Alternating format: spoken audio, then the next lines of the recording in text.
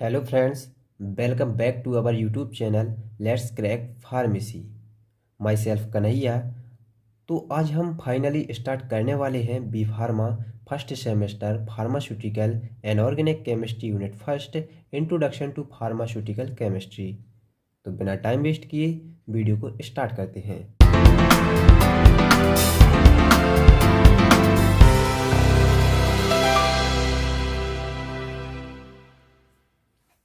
दोस्तों, वैसे तो आपका पहला टॉपिक है impurities in pharmaceutical substance, history of pharmacopoeia.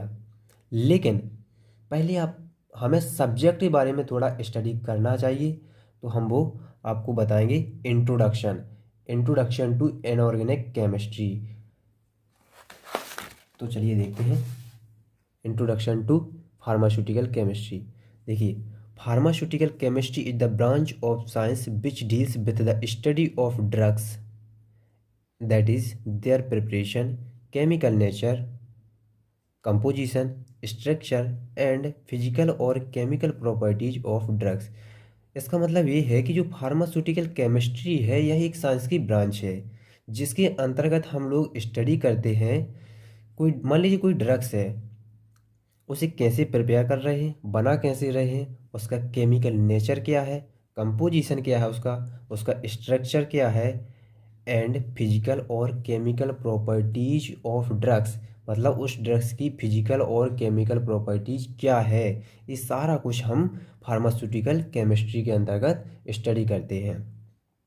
After then structural activity relationship, SAR का फुल फॉर्म क्या होता है? Structural activity relationship. इसका आप फुल फॉर्म याद रखिएगा जब आप मेडिसिनल केमिस्ट्री पढ़ेंगे फिफ्थ सेमेस्टर में, तो आपको ये वर्ड बहुत ही सुनने को मिलेगा और बहुत हेल्पफुल होगा। स्ट्रक्चरल एक्टिविटी रिलेशनशिप का मतलब होता है कि मान लीजिए कोई केमिकल कंपोनेंट है, केमिकल कंपाउंड है, तो उसका जो स्ट्रक्चर है, उसमें जो कंपोनेंट जुड़े हैं उनका क्या उनकी एक्टिविटी है, उनका आपस में क्या रिलेशन है, उन्हें रिप्लेस करेंगे तो उसका क्या इफेक्ट, क्या वो चेंज होगा या नहीं होगा। इसका मतलब यही होता है study of chemical characteristics, biochemical changes after drug administration and their pharmacological effect. Pharmacological effect का मतलब यहाँ पर दोस्तों फार्माकोकाइनेटिक एंड फार्माकोडायनेमिक से है। ये सारा कुछ हम जानते हैं, फार्मास्यूटिकल केमिस्ट्री के अंतर्गत स्टडी करते हैं। अब देखिए, these are many branches of pharmaceutical chemistry. जो फार्मास्यूटिकल केमिस्ट्री है इसे मैनी ब्रांचेस में डिवाइड किया गया है, जो आप देख सकते हैं केमिकल डिसिप्लिन, मेडिको डिसिप्लिन, दोनों केमिकल डिसिप्लिन और मेडिकल डिसिप्लिन के बेस पर यहाँ पर डिवाइड किया गया है। तो केमिकल डिसिप्लिन के बेस पर जो डिवाइड किया गया है वो इन्हें 6 पार्ट में डिवाइड किया गया है। जो पहला है इनऑर्गेनिक केमिस्ट्री, जो आपका मेन टॉपिक है। दूसरा है ऑर्गेनिक केमिस्ट्री। थर्ड है एनालिटिकल केमिस्ट्री। फोर्थ है फिजिकल केमिस्ट्री। फिफ्थ है बायोकेमिस्ट्री एंड सिक्स है कोलॉइड केमिस्ट्री।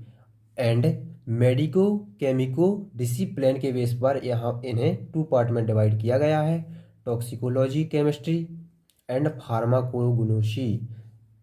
इसका दूसरा नाम है फाइटोकेमिस्ट्री, याद रखिएगा। इसका दूसरा नाम है phytochemistry, PHYTO phyto, CHEMISTRY phytochemistry.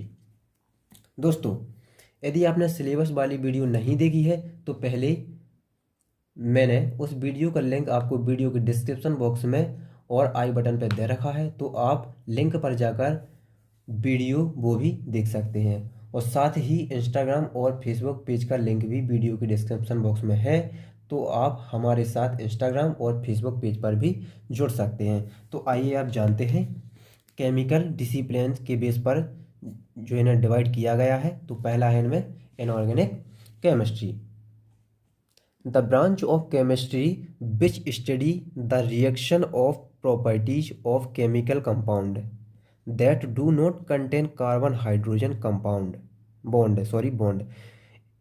Inorganic compound involve minerals found in earth crust, and in non metal.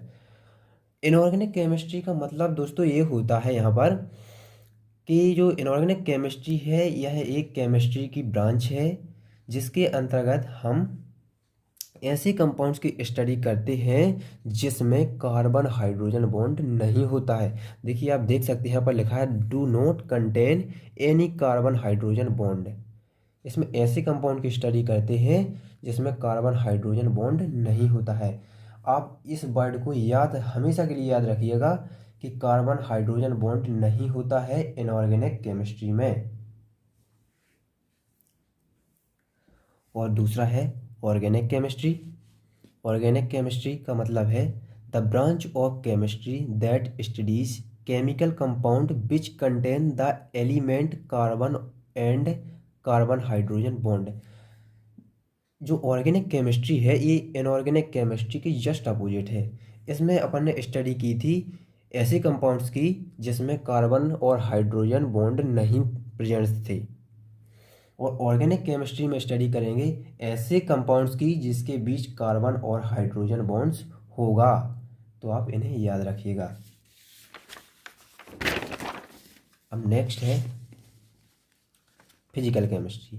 The branch of chemistry that studies the physical properties of chemical compound using law of physics such as motion, energy, force, time, thermodynamics, quantum chemistry, statical mechanism and dynamic.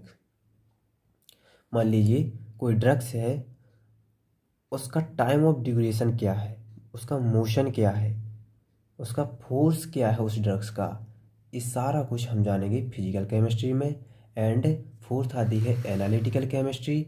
Analytical chemistry का मतलब होता है analyte. Analytical word का मतलब क्या होता है यहाँ पर, एनालाइट मतलब विश्लेषण। देखिए the branch of chemistry which deals with separation, identification, quantification और chemical substance analyte in a given sample. मतलब किसी चीज़ का पहले उसका सेपरेशन करना, किसी चीज़ का किसी कंपाउंड का सेपरेशन करना, आफ्टर देन उसे आइडेंटिफाई करना, उसे क्वांटिफिकेशन मतलब उसे क्या करना, उसका वेट एक्यूरेट करना ऑफ केमिकल सब्सटेंस। तो एनालिटिकल केमिस्ट्री में हम separation, identification, quantification of chemical substance की स्टडी करेंगे। एंड फिफ्थ आती है बायोकेमिस्ट्री, जिसके अंतर्गत बायोकेमिस्ट्री वर्ड है, इसे दो पार्ट्स में डिवाइड कर सकते हैं, बायो प्लस केमिस्ट्री। बायो का मतलब होता है लिविंग ऑर्गेनिज्म एंड केमिस्ट्री का मतलब होता है केमिकल रिएक्शन। मीन्स जो लिविंग ऑर्गेनिज्म के अंदर होने वाली केमिकल रिएक्शंस हैं उनकी स्टडी हम बायोकेमिस्ट्री के अंतर्गत करते हैं। तो दोस्तों इस टॉपिक को अब यहीं ख़त्म करते हैं। और जो टॉक्सिकोलॉजिकल केमिस्ट्री एंड फार्माकोग्नोसी है ये आप 5th सेमेस्टर में डिटेल में पढ़ेंगे। तो यहाँ ये सब जानने की इतनी ज़्यादा कोई ज़रूरत नहीं है, आपको इतना ज़्यादा डिटेल नहीं पढ़ना है। इस वीडियो में इतना ही, मिलते हैं अगले टॉपिक के साथ अगली वीडियो में। तब तक के लिए take care and thanks for watching this video.